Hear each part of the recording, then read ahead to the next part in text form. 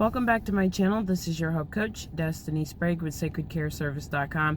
Before we get any further, go ahead and subscribe and like this video. Share with someone you love, because today's video is going to be, I believe, to be a great topic. So I was just spending time with God, and just these thoughts came into my mind from God about just building. And I was having a conversation with someone, and this was really what triggered it. Is just that we can either build our house up or we can tear our house down. And the house represents our life, the life that we're living for God, the life we're supposed to be living for God. And I think some of us have started building our houses without God as our foundation, and sometimes we do have to tear down the house. Sometimes we do have to tear down the house so that we can relay the foundation. Sometimes we have to just move off that land and go somewhere new and start building our foundation and laying the bricks and all those things that come with building a house, because we're called to be renewed, or to renew our minds.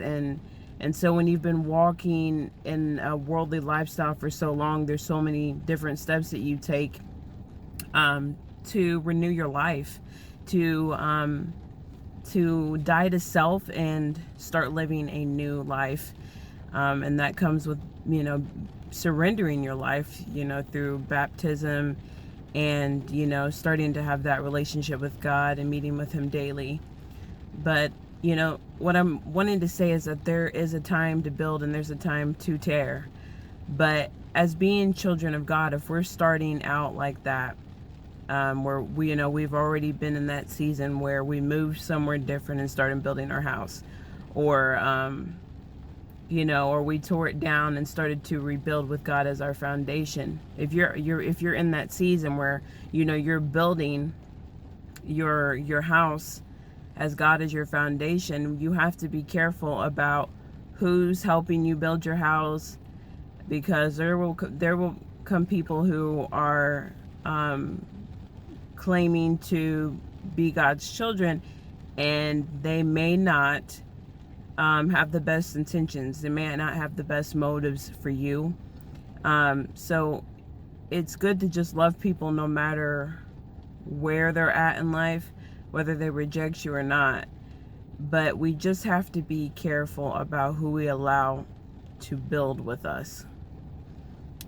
And I think that God will remove that person. He will remove that person if He knows that person doesn't have the right motives to be a part of your life, because God is a God of protection and provision, and He wants us to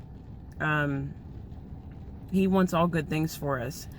So even someone coming and building with you, helping you lay bricks for your home, and they could be an enemy of yours, God can even make that work out for your life. But I really want to focus today on the bricks that you're laying in your house. Are you laying bricks that are good bricks? Are they rotten? Are they, are they holding up well? Are you just laying anything? Are you trying to build your house quickly, so you're just slapping on anything to try to get that house built? Building requires patience. It requires wisdom. It requires knowledge and understanding. Building our lives up in a way that is pleasing to God requires time. It requires time. So I just want you to look at your surroundings and just think about what you've been placing around your house, and what have you been placing to build your house with? And a part of building our lives with God as our foundation in our lives, we have to be willing to overcome those things that are there, or that are meant to hinder us. We've got to be willing to overcome those things. And so many times the enemy will come in and he will whisper a lie to try to stop you to get ooh, this is powerful. The enemy will whisper a lie in your ear to try to get you to stop building. To get you to try to stop building the life that God wants you to live, the life that God wants you to have. Some of our houses never get finished and we die before we ever see that house built fully, seeing it at its fullest potential. So guys, don't worry about the distractions that come with life that the enemy sends to distract you from building. Keep building with patience, wisdom, knowledge, and understanding. These are what all these different seasons are about. They're about getting you to a place where you can be refined so that you can continue to build. Even if you're building one block at a time, you're still building. Sometimes, like for me, I used to be a person who didn't have any patience at all. And if I wanted something, I would just go out and get it. I would make it happen.